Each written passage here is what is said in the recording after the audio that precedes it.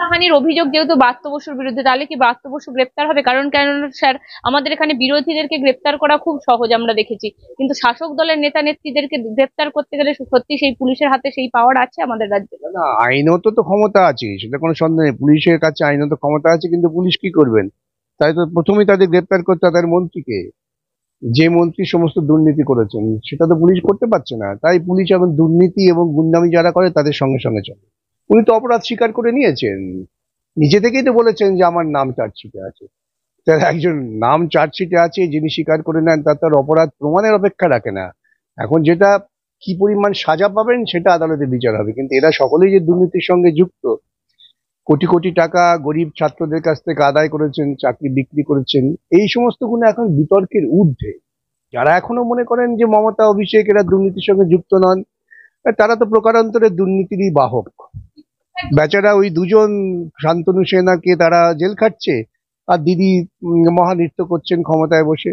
কাল যদি ওই দেবাংশু নাকি ওদের এক নেতা আছে যে বড় বড় কথা বলে, যদি ওকে ধরে কেউ পেটায় রাস্তায়, ওর দলের লোক ছাড়া ওর দলের লোক ওকে পেটাতে পারে, তার পক্ষেও আমরা থাকবো। যে কোনো একটা নাম দেখেই তার আইনজীবী এসে প্রকাশ্যে বলতে থাকেন যে আমার মক্কেলকে অপমানিত করা হচ্ছে, লাঞ্ছিত করা হচ্ছে। অপরাধী জানেন তিনি অপরাধ করেছেন, এখন তিনি দুর্নীতি করেছেন এটা জানেন, সেই যে দুর্নীতি করেছি এই পরিবেশটা বজায় রাখবার জন্যই তাদের মিটিং করে বড় বড় কথা বলতে হয়। বসুর বিরুদ্ধে শ্লীলতাহানির কেস স্যার কিভাবে দেখছেন? কোর্টকে অর্ডার দিতে হচ্ছে তবে পুলিশ এফআইআর করছে। সেটা তো বহুদিন থেকে আমি বলছি, এই রাজ্যে তো আইনের শাসন নেই, এ রাজ্যে পুলিশ তো আইন মেনে কাজ করে না, এ রাজ্যে পুলিশ পুলিশ মন্ত্রীর নির্দেশ মেনে কাজ করে। সেই জন্যই আন্দোলনরত ছাত্রদের বিরুদ্ধে 7টা এফআইআর হয়, এবং সেই এফআইআর যারা লিখেছেন তারা যদি পরবর্তীকালে নিজেরা সেই এফআইআরটা পড়েন, লজ্জায় মুখ লিখে রাখবেন, যদি তারা অধ্যাপক হন। আর তা না হলে তারাও যে কত বড় মিথ্যার শরিক, ওই এফআইআর প্রতিটা শব্দ থেকে তা প্রমাণ করে দেওয়া যায়। দুর্ভাগ্য, এরা নিজেদের বুদ্ধিজীবী বলে দাবি করেন। তার কারণ হচ্ছে পুলিশ মন্ত্রী তিনি গুন্ডা নিয়ন্ত্রণ করেন এবং দুর্নীতি করেন। পুলিশের কাজ হচ্ছে গুন্ডামি যারা করেন ও দুর্নীতি করেন তাদের রক্ষা করা।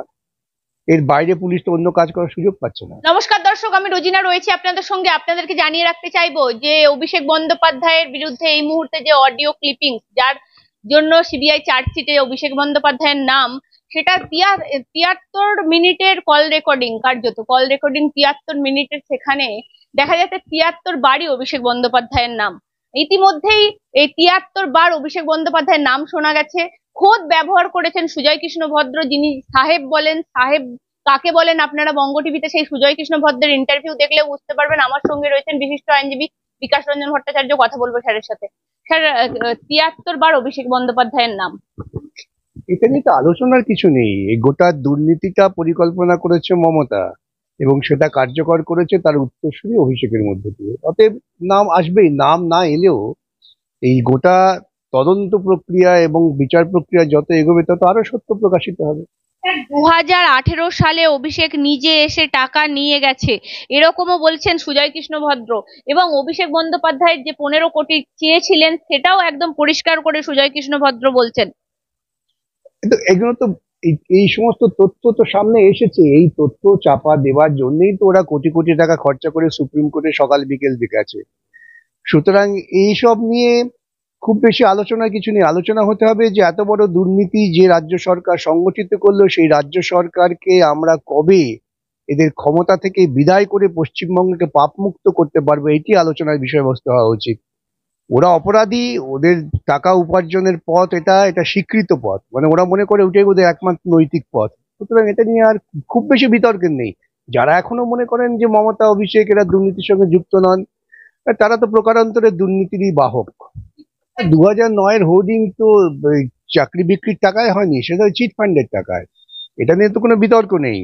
এই যে সততার প্রতীক দিয়ে চারিদিকে বিজ্ঞাপন করা, তথাকথিত কিছু বুদ্ধিজীবী ওর পেছনে চলে আসা, মাওবাদী কিষেনজি চলে আসা, এই সবই হয়েছে চিট ফান্ডের টাকায়। এখন বেচারা ওই দুজন শান্তনু সেনাকে তারা জেল খাটছে, আর দিদি মহানৃত্য করছেন ক্ষমতায় বসে। একদম, আমি বলতে স্যার, তাহলে যারা বড় বড় মঞ্চ বেঁধে বলে যে ফাঁসির মঞ্চে চলে যাব একটা যদি আমাদের বিরুদ্ধে অভিযোগ আনতে পারে, আমি বলছি তো পরিষ্কার করে একদম স্যার, যে 23 পাতার আর কল রেকর্ডিং, তাতে পরিষ্কার করে অভিষেক বন্দ্যোপাধ্যায় কত কোটি চাইছে, কি হয়েছে, পুরো হিস্ট্রিটাও আছে। এই কথা কখনো কোথাও শুনেছেন যে কোনো একটা নাম দেখেই তার আইনজীবী এসে প্রকাশ্যে বলতে থাকেন যে আমার মক্কেলকে অপমানিত করা হচ্ছে, লাঞ্ছিত করা হচ্ছে? অপরাধী জানেন তিনি অপরাধ করেছেন। এখন তিনি দুর্নীতি করেছেন এটা জানেন, সেই যে দুর্নীতি করেছি এই পরিবেশটা বজায় রাখবার জন্যই তাদের মিটিং করে বড় বড় কথা বলতে হয়। সামান্যতম নৈতিক বোধ থাকলে, সামান্যতম সততা থাকলে এই সমস্ত মানুষের লজ্জায় মুখ লুকিয়ে রাখতেন। কিন্তু এদের দোকান কাটার তো লজ্জা নেই, একটা কথা আছে না, প্রবাদ বাক্য, এরা হচ্ছে সেই রকম। এরা দুর্নীতি করবে, গুন্ডামি করবে এবং প্রকাশ্যে খুব চেঁচিয়ে কথা বলবে। দুর্নীতি গুন্ডামি বিহীন এই রাজনৈতিক দলটার অস্তিত্ব তো 5 মিনিটও থাকবে না। না, আমি বলছি চার্জশিটে নাম, তাহলে তো প্রকাশ্যে অভিষেক বন্দ্যোপাধ্যায়ের নাম চার্জশিটে, তার মানে তো অভিষেক বন্দ্যোপাধ্যায়ের যে বিরুদ্ধে যে অভিযোগ উঠছিল নিয়োগ দুর্নীতি, তাহলে তো সেটা প্রমাণিত হচ্ছে। তো আমি তো বলি যে কোনো সাধারণ বোধ বুদ্ধি সম্পন্ন মানুষ, আবারও বলি সাধারণ বোধ বুদ্ধি সম্পন্ন মানুষের কাছে কোনো সন্দেহ থাকার অবকাশ নেই যে গোটা দুর্নীতিটা তৃণমূল দল তৈরি করেছেন, মমতার মস্তিষ্ক প্রসূত। এবং ওই যেমন ওদের একজন বলেছেন মুখপাত্র, একজন উনি হচ্ছেন রাজা আর একজন সেনাপতি, এই রাজা বা মক্ষী রানী এবং সেনাপতি এরা মিলে এই সমস্ত অপকর্ম ঘটিয়েছেন। এই নিয়ে কোনো সন্দেহের অবকাশ নেই। তো যে মাওবাদী নাকি ওখানে আপনারা তাদের সাপোর্ট দিচ্ছেন, বুদ্ধদেব ভট্টাচার্যকে কুকুর বলা, কুকুরের সাথে তুলনা করা, তার সঙ্গে আপনারা সাথ দিচ্ছেন, আপনাদের অবস্থা এতটাই নাকি করুণ? যারা বলেছেন তারা কতটাই দুর্বল অর্বাচীন তার প্রমাণ হচ্ছে কিষেনজি বলে এক ভদ্রলোক ছিলেন যিনি লালগড় অঞ্চলে সিপিআইএম এর কর্মীদের কতল করেছিলেন, করে মুখে গামছা বেঁধে সাংবাদিক সম্মেলন করে বলেছিলেন মমতাকে মুখ্যমন্ত্রী দেখতে চাই। সেটা কি ওই লোকটাকে সিপিএম এর ছিল নাকি? সেটা পরিচিত মাওবাদী। তিনি তো মমতাকে ক্ষমতায় বসিয়েছেন, তারপরে মমতা তাকে খুন করে ফেলেছেন। কেন খুন করেছেন? কেউ বেঁচে থাকলে অনেক তথ্য বেরিয়ে পড়তো। ছত্রধর মাহাতো, সুচিত্রা মাহাতো ইত্যাদি কত মাহাতোর নাম করব, যারা মাওবাদী হিসেবে বামপন্থী কর্মীদের, আসল বামপন্থী কর্মীদের খুন খারাপি করেছেন, তারা মমতায় মুখ্যমন্ত্রী বসেছেন।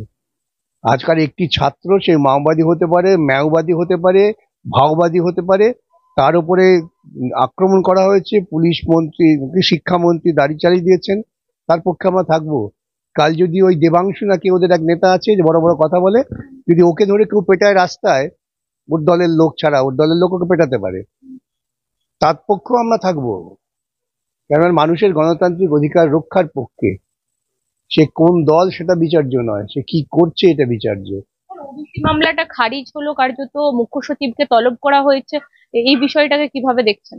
আইনত তাই করতে হবে, আইন ভাবে যা করণীয় তাই করেছেন আদালত, এতে আশ্চর্য হওয়ার কিছু নেই। মুখ্য সচিবকে বারবার তলব করা হয় কেন? মুখ্যমন্ত্রী এর আগে কিন্তু বলছে তাদের কি কোনো কাজ নেই, কেন কোর্ট ডেকে পাঠায়? এখন মুখ্যমন্ত্রী যদি আদালত চালাবার কথা ভাবেন তাহলে অন্য কথা, তারা কাজ করেন না বলেই তাদের ডেকে পাঠায়, কাজ করলে ডেকে পাঠাতো না।